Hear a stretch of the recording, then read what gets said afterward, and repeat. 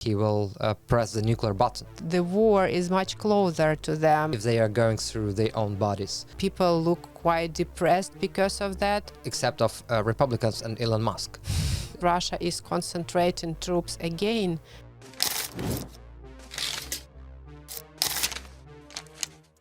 (2023) wasn't successful in terms of liberated territories for Ukraine. For the first half of the year we were preparing a counteroffensive, and unfortunately it wasn't successful. Well, it was not as the West was expecting it to be, and there are several reasons for that. Ukraine was fully prepared, but Ukraine also needed weapons. And Ukraine was all the time really waiting for the game changer weapons to arrive to support this offensive action. And then everyone knows that you cannot start such a huge counteroffensive operation without air superiority. We now know that F-16s, they haven't arrived, but all this year, all throughout the year, there was a hope that at some point Ukraine will get them and that they will allow to change the situation on the battlefield. Yeah, of course. There was a lot of factors why this counteroffensive failed. Of course, the main reason that we need more proper weapon, we need aviation and also long-range systems, ATACMS, for example. Anyway, as we know now, there was a lot of discussion about this offensive between Ukrainians and our US allies, and they were pretty sure that the tactics of the column that are going just straight to the enemy is effective. But we see, because like a lot of Ukrainian soldiers now understand the modern war better than anyone in the world. And we know that Russians trying to attack in every directions on the front line just to use this moment when this moment of a weakness, not Ukrainian weakness, but the weakness of the West, that they can't provide us enough of weapon. Recently you were in a Kharkiv region. Can you just tell what's going on there? What people feeling? Are they afraid that Russians will going further? Kharkiv is my home city, and this is why it's like very difficult to see what the city is going through at the moment. So there was like several periods for Kharkiv. So the invasion itself, then the very successful liberation of big territories around Kharkiv, which made living in the city more or less safe. You're not safe anywhere in Ukraine, but still it was not reachable by the artillery, and Russia was not shelling the city so often. So many people have returned. And now, like, more than 1 million people, imagine just 1 million people live in the city. So that's a huge, second largest city of Ukraine. And before Christmas, Russia started daily shelling of city center of Kharkiv with missiles, Russian-made missiles, and then North Korean supplies. So and they did it during the daytime. When people were outside, and this impacted the city very much because there is no time for you in Kharkiv where you can take a shelter because of the very short distance, and it's just like a minute or two before the missile hits the ground in the city. And the city center is very shattered by the missile attacks. Many windows are out. People look quite depressed because of that. And because we now know, according to the latest information, that Russia is concentrating troops again in Belgorod around Kharkiv. They are in a full mood offensive around Kupiansk. Really hard situation there, really difficult difficult. They want either to capture the city back, which was liberated, or try to encircle it and cut it from the main Ukrainian troops. So the situation is really hard for the city, and it's hard to predict how it will develop. But many are again saying that they feel the same kind of threat they had before Russia invaded more than 2 years ago now. So it's really difficult. Recently, I used to be also in Donetsk region, in Kramatorsk, Sloviansk, and for the past few days, Russians shelling everything over there, using S-300 missiles. I've seen a few transformations of those cities. For example, in the beginning of the war, a lot of people fled, then they came back, then they fled again, then they fled back. And now they don't want to do. They already tired of all of this going out and in. But there is a really big threat, and we might be in a situation when there is how it was on the beginning of the war. Do you think Russia is preparing for something big? Because we clearly see the signs that they are attacking much more in many directions, not only Kharkiv, but also eastern Ukraine. They continue to push in the south, around Robotyne and other villages which were liberated. So do you see that this is they are preparing for something? Will we see something bigger? Or this is just now their tactics to push, to use the time they have and try to get as much as they can? I mean, exactly. I believe that they're trying to use this moment of West weakness, because I can't call it other way, because the US not providing us weapon, we can't defend ourselves. And Russians are trying to use this moment to take as much as they can, because it will be much harder to liberate those territories. I think President Zelensky even said that Avdiivka was taken by Russians because Ukraine didn't have enough ammunition that did not allow to defend the city. Yeah, the same Biden said. He said, and he blamed the Speaker Johnson that because of that we lost Avdiivka, and I think it's true. They both are right. The main reason why we lost Avdiivka was lack of ammunition. We were defending it for 9 years successfully, and at this moment when we don't have ammunitions, Russians just use it and took. And we know that. As you said, they are preparing their offensive in Kharkiv, and now there is a lot of concentration of Russian army in Zaporizhia region. They want to take the Robotyne village that we took during counteroffensive last summer. So they are definitely trying to use this moment as much as they can.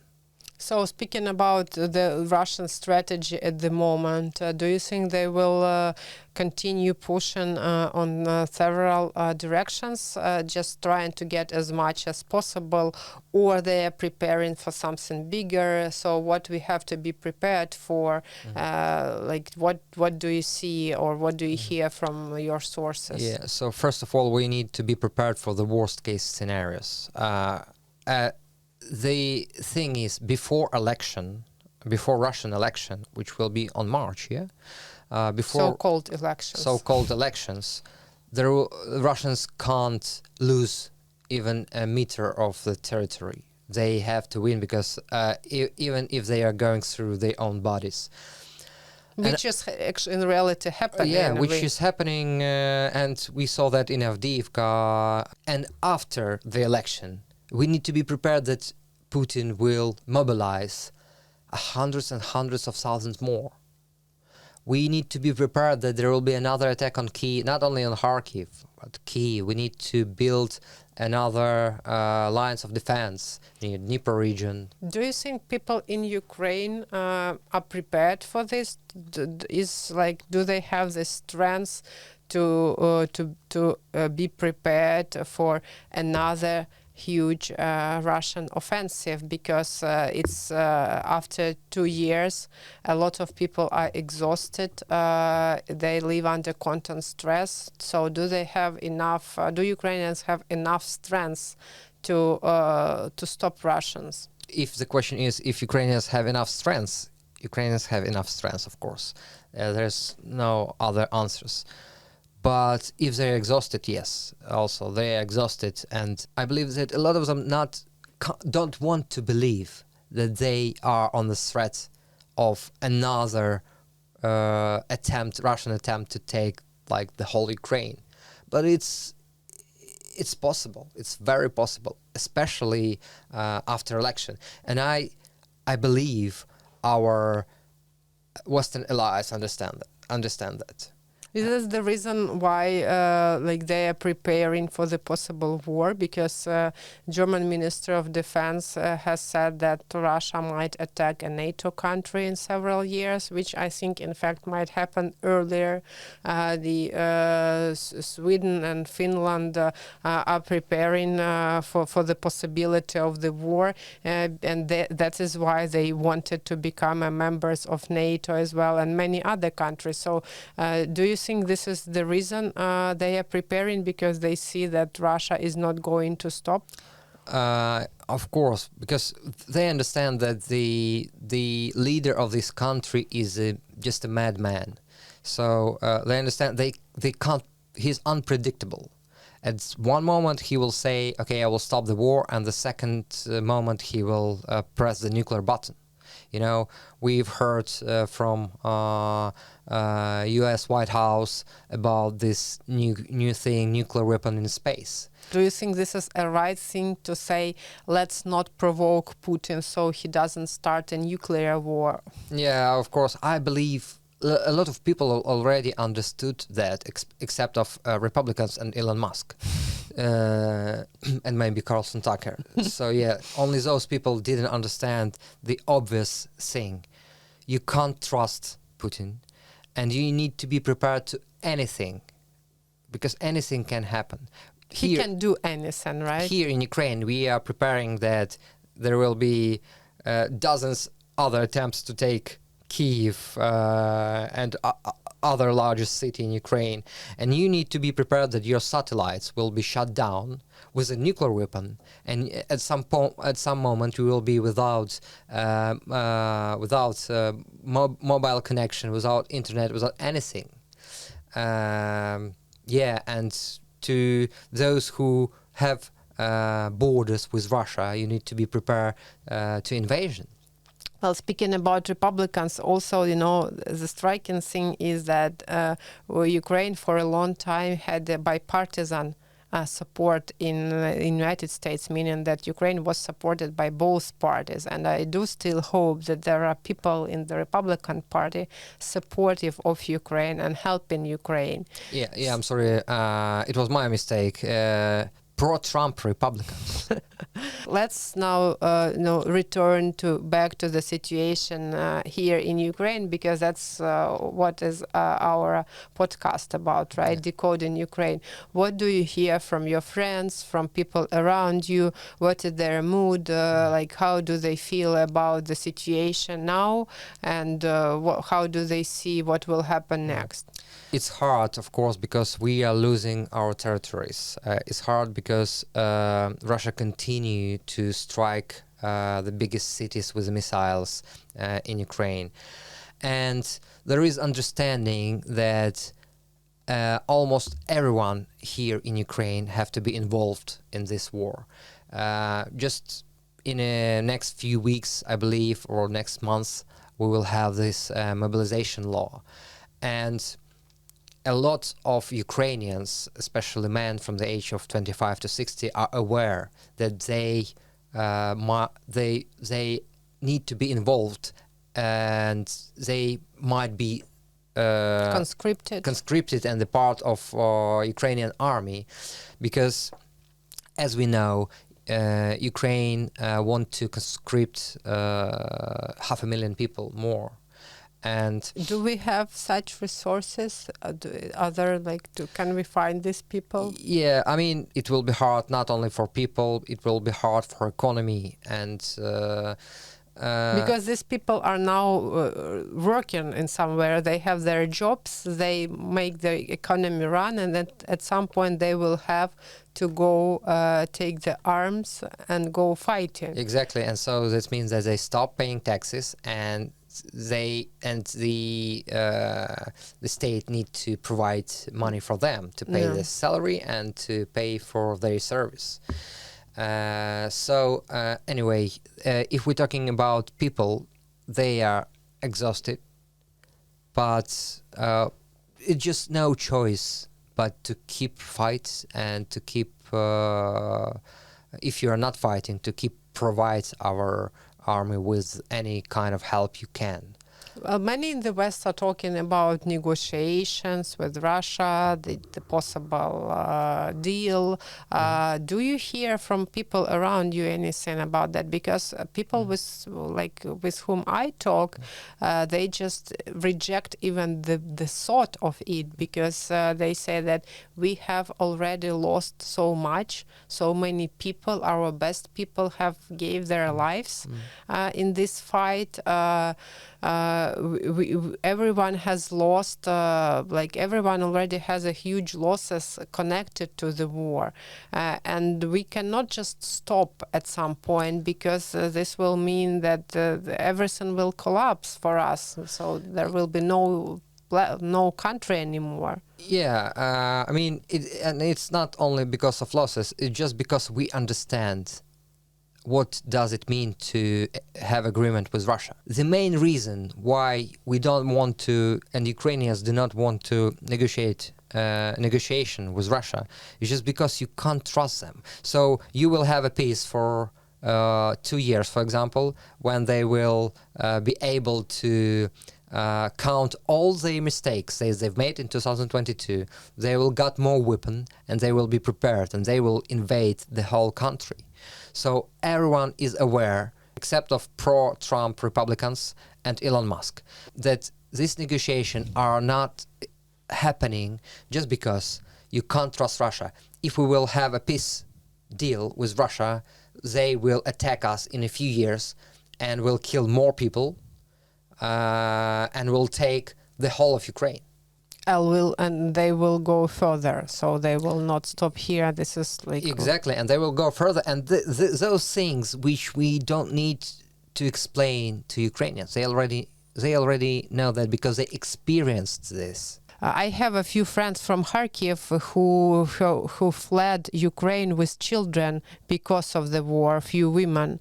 And one lives in Germany, the other lives in Poland, and they say that now they don't feel safe even there, because they know that if the West fails to stop Russia now in Ukraine, then Russia will go further, and the war will, spread to those countries. So they don't feel safe even in relatively safe countries, members of NATO, because Russia is not going to stop. And this is actually important for people to realize that the war is much closer to them, and this is why you can learn from us, right, from our experience, help us, and help us to stop Russia here. So after now in the third year of the war, we can say that Ukraine still has the ability and strength and morale to fight, but we need all the support there could be. It's needed even more now than at the beginning of the war, because Russia has developed its capabilities, Russia has learned from its mistakes, and Russia is pushing now, pushing really hard. We didn't touch upon the drones, which became the game changer in this war. So have you been to any of the units that use drones? Have you seen how did it change the battlefield? Yeah, just before Avdiivka fell, I was with one of the unit who was fighting on Avdiivka direction inside of Avdiivka, who was fighting there. They said that of course it's a game changer, and of course you can't win a war just with FPV drones. You need proper ammunition, but it's helped Avdiivka to hold so long, the FPV drones, because we were fighting with FPV drones from October, to till now. We are using them to destroy infantry, military vehicles, just because we don't have enough of ammunition. This is why it's became a game changer. An army of drones, right? As we have it now in Ukraine, when everyone is somehow, not everyone, but many are somehow involved in the drone production, because this is one of the only means that Ukraine has and that it can produce by itself. But also I've seen that there is a lot of international efforts now to help produce more drones. When you are in a position when you need to defend your country and you don't have a proper weapon, proper ammunition, you need to be creative and you need to find ways how to change the battlefield. Not only just to defend it, but also thinking of liberation, further liberation, or thinking if that's it, that for example US will not provide it anymore, we need to be prepared.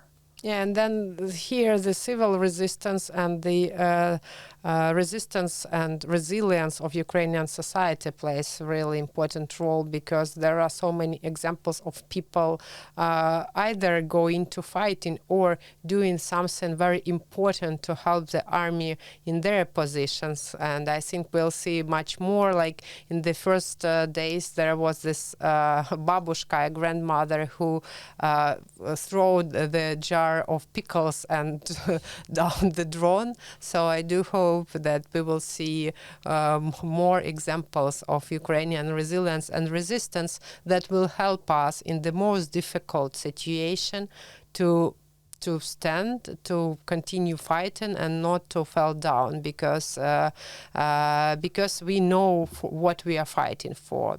Russians are invaders who are here on the territory of another country, feeling like invaders, feeling like occupiers. What are they fighting here for? For Putin, who doesn't give a shit about his people?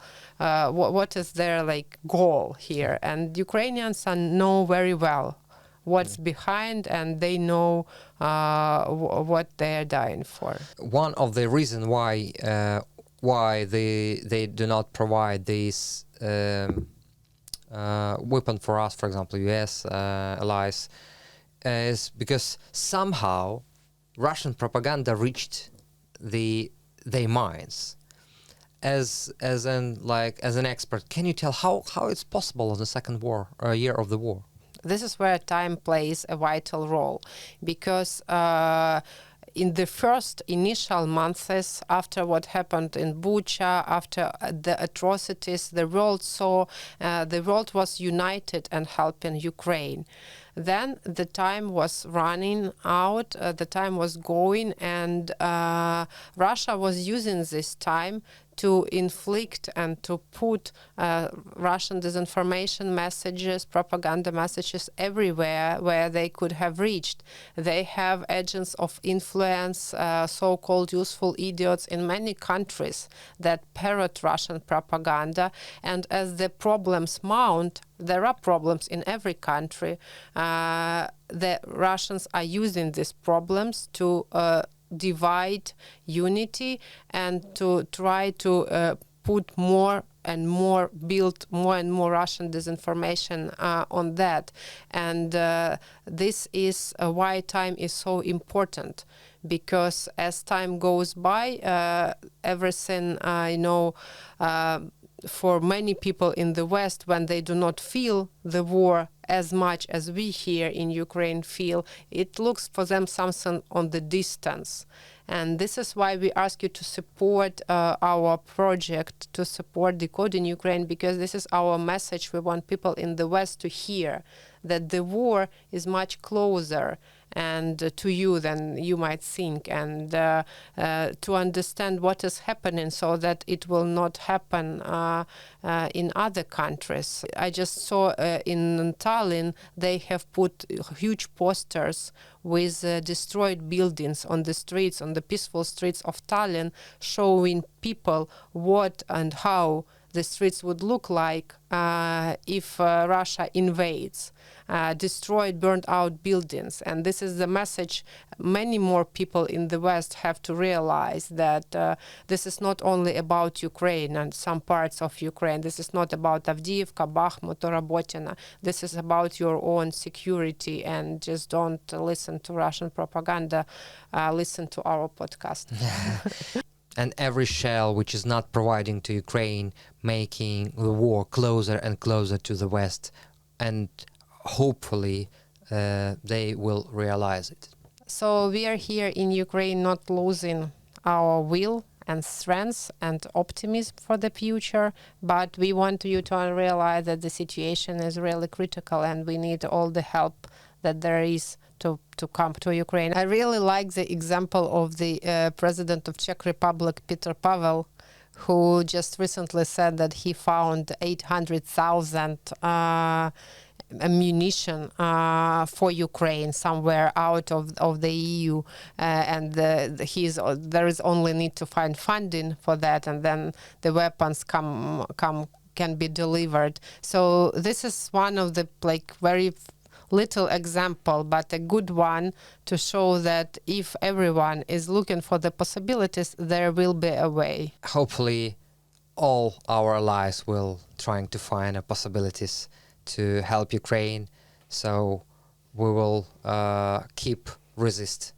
And you please keep following us, subscribe to our channel. You are watching Decoding Ukraine, and put a question or a comment. We really appreciate it, and this will allow us to tell you more about the situation on the ground, to share our expertise and to explain you the realities of the situation of Ukraine, so that you will not be aims and targets for Russian propaganda and disinformation.